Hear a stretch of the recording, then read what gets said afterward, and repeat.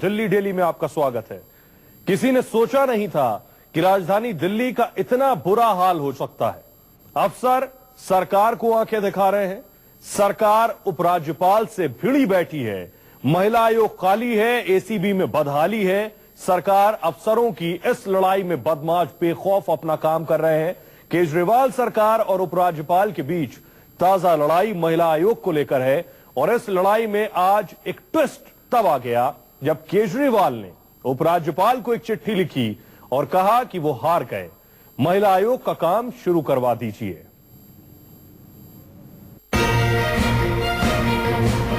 मुझे पता लगा है कि पीएम के इशारे पर उपराज्यपाल जी ने महिला आयोग को भी पूरी तरह से निष्क्रिय कर दिया। ये तो सरासर गलत है। उपराज्यपाल महोदय का कहना है कि उपराज्यपाल खुद ही दिल्ली सरकार हैं। ये कैसे हो सकता है?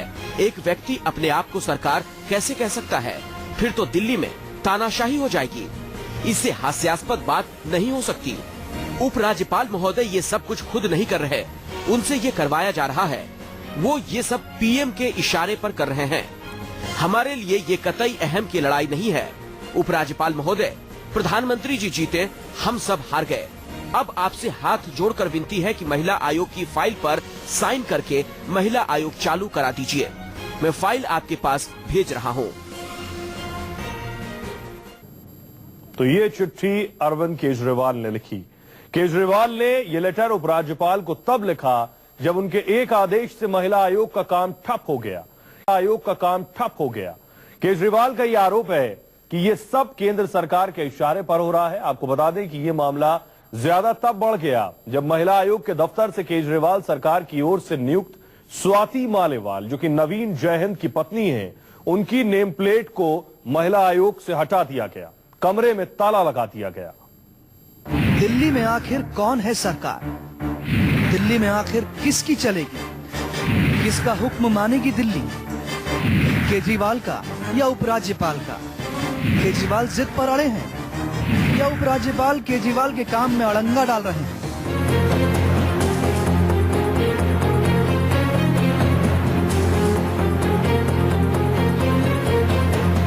इन सवालों से उलझ गई है राजधानी दिल्ली। इन सवालों का जवाब जब तक नहीं मिलेगा तब तक दिल्ली का कोई काम नहीं होगा।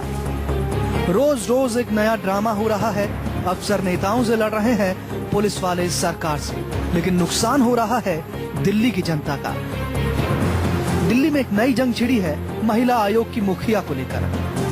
केजरीवाल सरकार ने स्वाति मालीवाल को चुना तो उपराज्यपाल ने नियुक्ति रद्द कर दी, ये कहकर कि उन्हें क्यों नहीं बताया।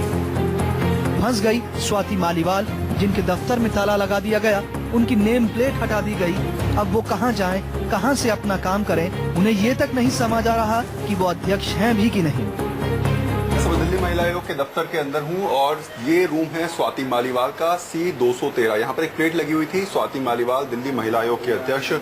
इस प्लेट को फिलहाल हटा दिया गया है।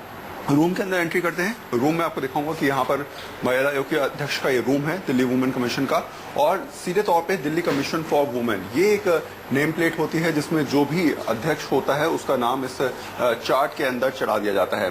फिलहाल यहाँ पर स्वाति मालीवाल का नाम होना चाहिए था, लेकिन 7वें नंबर ये फिलहाल खाली है। बरखा शुक्ला सिंह को दिखाया गया है 19/7/2012 से अब तक, यानी कि उनको फिलहाल ये दिखाया गया है कि वो अभी तक अध्यक्ष हैं, लेकिन स्वाति मालीवाल का यहाँ पर नाम नहीं है। सीधे तौर पे कहा जाए तो सियासत जोरों पर है। स्वाति मालीवाल के मुद्दे पर एक तरफ अरविंद केजरीवाल हैं तो दूसरी तरफ उपराज्यपाल। स्वाति मालीवाल का कहना है कि वो उपराज्यपाल से मिलने का समय मांग रही है, लेकिन उन्हें समय नहीं मिल रहा। एलजी का उनको डायरेक्ट कम्युनिकेशन था इसको लेकर, और हमारी सारी फाइल्स वापस ले ली गई और हमें ये मैसेज थोड़ा सा दिया गया कि भाई अब आप मत आइए। और उसके बाद हमारी पूरी की पूरी जो हमारी नेम प्लेट्स हैं वो हटा दी गई। सुबह 9:30 बजे के करीब मेरा जब ऑफिस का मेरा स्टाफ वहाँ पे गया तो उसे अंदर आने से रोका गया। ये बहुत ही ज्यादा गंभीर और अशोभनीय चीज है कि एक कॉन्स्टिट्यूशनल, एक संवैधानिक पद पर इस तरीके की चीजें हो रही हैं। दिल्ली सरकार का अपॉइंटमेंट लेटर है मेरे पास, एक नोटिफिकेशन लेटर है, पर फिर भी ऐसे किया जा रहा है, तो ये बहुत ही शर्मनाक बात है। दोनों से बात करने की कोशिश कर रही हूँ, एलजी से भी और मुख्यमंत्री से भी, और मैंने अपने ऑफिस में भी इस बारे में बात करी और रिटन एक्सप्लेनेशन मांगी। देखते हैं क्या होता है। उपराज्यपाल नजीब जंग इस बात पर अड़े हैं कि केजरीवाल को दिल्ली महिला आयोग के इस बड़े पद पर कोई फैसला लेने से पहले उनसे मशविरा लेना चाहिए था, जो नहीं लिया गया। लेकिन उप मुख्यमंत्री का दावा है कि उन्हें इस बात की जानकारी दी गई थी। ये सब केंद्र के इशारे पर हो रहा है। लिखा हुआ कि ये फाइल वहाँ जानी चाहिए, पर हमारे लिए जैसा मैंने कहा, दिल्ली की सुरक्षा, दिल्ली में महिलाओं की सुरक्षा का मुद्दा, दिल्ली में महिलाओं के मुद्दे पे काम करना, DCW उस पर काम करे, ये महत्वपूर्ण है। इसलिए हमने कहा ठीक है, भेज देते हैं, इसमें हमें कोई दिक्कत नहीं। न्यूज़ 24 के हाथ स्वाति मालीवाल की नियुक्ति से संबंधित एक चिट्ठी हाथ लगी है। इसमें लिखा है तत्काल प्रभाव से स्वाति दिल्ली महिला आयोग की अध्यक्ष होंगी, और आखिर में लिखा है by order and in the name of lieutenant governor. इसका मतलब ये है कि ऑर्डर उपराज्यपाल की ओर से जारी किया जा रहा है, लेकिन उपराज्यपाल का दावा है कि उन्हें बताया ही नहीं गया। अब दिल्ली की जनता किसका विश्वास करे? इस लड़ाई में दिल्ली का कूड़ा हो रहा है, लेकिन राजनीति बराबर चल रही है। इसमें कोई दो राय नहीं कि इस लड़ाई में दिल्ली का बहुत नुकसान हो रहा है। दिल्ली वालों को अफसरों और नेताओं की लड़ाई से कोई मतलब नहीं, उन्हें मतलब है तो सिर्फ काम से, विकास से। सैयद आफीफा के साथ वरुण सिन्हा, दिल्ली न्यूज़ 24। तो केजरीवाल और उपराज्यपाल की जंग में बुरा हाल ACB का भी है, यानी एंटी करप्शन ब्रांच का। इनकी लड़ाई में ACB का कितना बुरा हाल है, इसकी पड़ताल की न्यूज़ 24 की टीम ने। आप भी देखिए कैसे भ्रष्टाचार के नाम पर खुला एंटी करप्शन ब्यूरो बदहाल है। ACB, एंटी करप्शन ब्यूरो, ये नाम बहुत बड़ा है, लेकिन काम बहुत छोटा हो रहा है यहाँ, या यूं कहें कि हो ही नहीं रहा। ये सच है, केजरीवाल और उपराज्यपाल की लड़ाई में दिल्ली का एंटी करप्शन ब्यूरो बंद पड़ा है। खुलता है तो सिर्फ नाम मात्र के लिए, खुला भी तो काम कुछ नहीं होता। यहाँ अफसर यहाँ आकर टाइम पास करते हैं। न्यूज़ 24 की टीम ACB के दफ्तर पहुंची, यही जानने के लिए कि आखिर चल क्या रहा है। क्या पता लगा, सुनिए। एंटी करप्शन ब्रांच में करीब 25 से ज्यादा इंस्पेक्टर रैंक के अधिकारी हैं और उससे नीचे भी कुछ अफसर हैं जो इन्वेस्टिगेशन का काम करते हैं, लेकिन उनकी रूटीन यहाँ पे बहुत ही फिक्स है। सुबह समय से वो ऑफिस आते हैं, ठीक 1 बजे लंच खाते हैं और शाम 5 होते ही ड्यूटी आवर्स पूरे करते घर चले जाते हैं। सबका ये कहना है, जो अंदर हमारी बातचीत हुई है, कि सब कुछ बड़ा कूल है, किसी के पास क्योंकि कोई काम ही नहीं है कि वो एक्स्ट्रा काम उनको करने की जरूरत पड़े। मुश्किल से रोज 1 या 2 कंप्लेंट आती है जो अलग अलग IOs को डिप्यूट कर दी जाती है। तो बहरहाल जितना शोर हुआ था कि एंटी करप्शन ब्रांच एकदम से दिल्ली सरकार की एक ऐसी व्यवस्था होगी जो भ्रष्टाचार के खिलाफ जबरदस्त लड़ाई लड़ेगी, वैसा यहाँ पे कुछ दिखाई नहीं दे रहा है। केजरीवाल के ACB chief SS Yadav office आते ही नहीं, उनके कमरे में हर वक्त ताला लगा रहता है। जब हम गए तब भी ताला लगा हुआ था। LG नजीब जंग के ACB चीफ MK मीणा आते हैं, लेकिन सिर्फ कुछ घंटे के लिए, बाकी वक्त वो फोन पर अवेलेबल रहते हैं। जब दोनों बॉस ही नहीं रहेंगे तो ऑफिस में जूनियर कितना काम करेंगे, आप सोच सकते हैं। 2 बॉस के अलावा इस ऑफिस में 25 इंस्पेक्टरों की नियुक्ति हुई है, लेकिन किसी को 1031 नंबर की कोई जानकारी नहीं होती।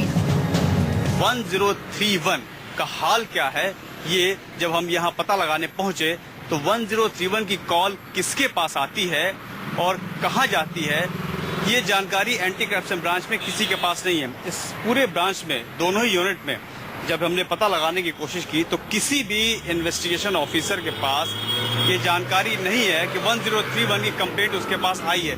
किसी को नहीं पता है कि 1031 की कंप्लेंट जो है कौन इन्वेस्टिगेट कर रहा है। तो आखिर कॉल जा कहाँ रही है? 1031 वो फोन सेवा है जो सरकार ने शुरू की थी भ्रष्टाचार से लड़ने के लिए, लेकिन इतने बड़े ऑफिस में कोई बताने वाला नहीं कि जब से ये सेवा शुरू हुई है कितने लोगों को इससे फायदा हुआ। मोदी जी से भी रिक्वेस्ट है कि दिल्ली की चुनी हुई सरकार बहुत अच्छा काम कर रही है, इस सरकार को काम करने दें। और आपके पास CBI है, आपके पास में एनफोर्समेंट डायरेक्टरेट है, दिल्ली सरकार के ACB को परेशान करने की कोशिश ना करें। ACB को दिल्ली के लोगों के लिए, दिल्ली की चुनी हुई सरकार द्वारा संविधान के हिसाब से जो व्यवस्थाएं की गई हैं उसके हिसाब से काम करने दें। सवाल यह है कि इन अफसरों की नियुक्ति भ्रष्टाचार से लड़ने के लिए हुई या आपस में लड़ने के लिए। दूसरा सवाल, जब यहाँ कोई काम ही नहीं होता, किसी को कोई फायदा ही नहीं मिल रहा, तो मामला सुलझने तक ये ऑफिस बंद क्यों नहीं कर दिया जाता? कम से कम बिजली और पानी तो बचेगा।